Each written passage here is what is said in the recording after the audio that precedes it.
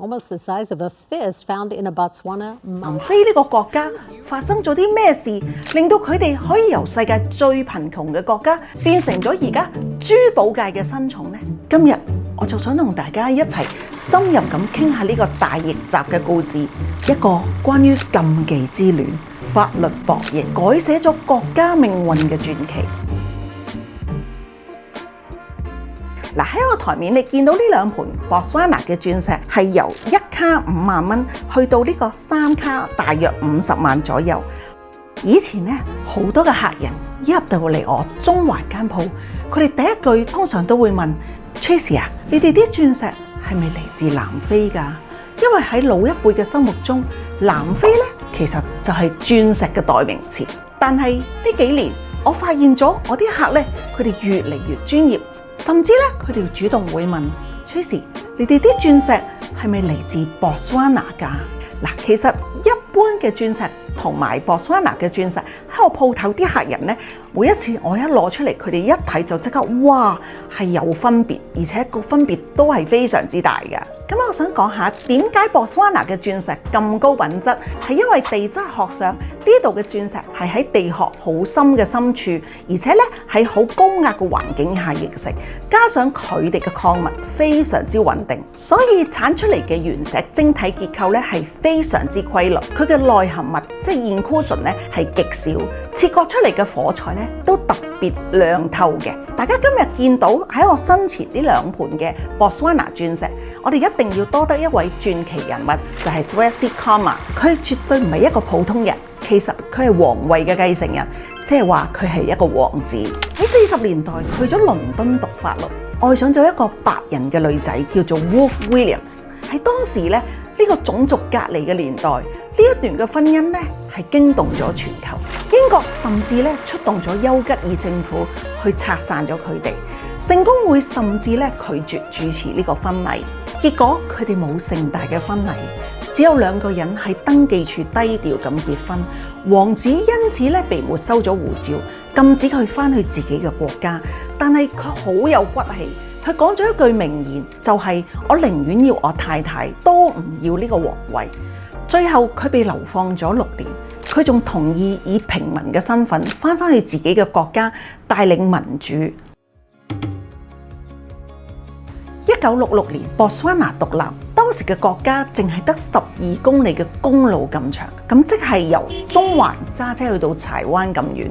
點知佢上任第2年，沙漠深處就發現咗呢一個世界級鑽石礦。發現咗鑽石之後，王子就展現咗法律人嘅智慧。當時嘅鑽石巨頭 De Beers 立即就聞風而至，換咗做其他嘅領袖，可能佢哋就會攞咗不回用，即刻將個開採權買斷咗佢。但係王子好清楚呢個資源即係權力，佢提出咗一個喺當時非常之瘋狂嘅方案，就係50-50合資。佢同 De Beers 成立咗一間公司叫做 Taswana， 政府佔1半嘅股份。佢仲爭取到收益嘅80%要留翻嚟俾 Botswana 嘅人。For every $1 of diamonds sold, 80.2% goes back to the government of Botswana. 佢哋堅定咁講：我哋雖然窮，但係我哋唔係乞兒。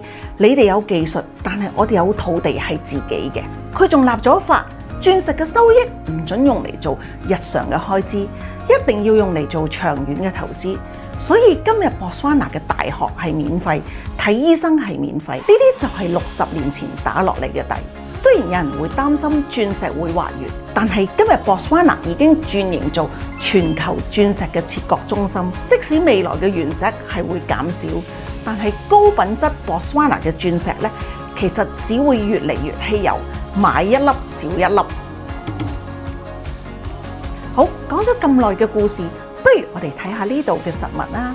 喺呢度咧有2粒嘅鑽石，左邊呢一粒咧係普通產地，而右邊呢一粒咧係我哋今日講嘅 Botswana 鑽石。嗱，大家睇下個放大鏡，如果個 Botswana 嘅鑽石，佢嘅原石晶體咧係非常之規整，火彩咧係非常之 sharp 嘅。因為佢哋有全球最頂尖嘅掃描技術，確保咧每一粒鑽石喺開採嗰陣咧嘅損傷咧都係最少。喺中環咧，我哋嘅客唔單止係要大粒，佢哋更重要係鍾意呢一個純正度嘅質感。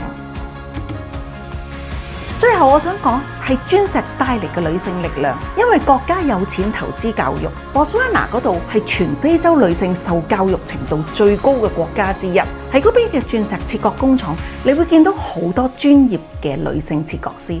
所以我作為一個老闆娘，我見到咁樣真係非常之感動。我試過呢一位律師嘅客人，聽完咗呢一個法律救國嘅故事，佢即刻咧揀咗呢個博斯瓦納嘅鑽石，因為呢粒石代表咗法治、愛情同埋尊重。鑽石嘅價值係在於稀有，但係美感咧係在於故事。想現場睇博斯瓦納嘅鑽石，記得落嚟中環威靈頓街 Diamond Asia 揾我啦。好啦，我係 Tracy 珠寶圓圓，我哋下一集再見啦，拜拜。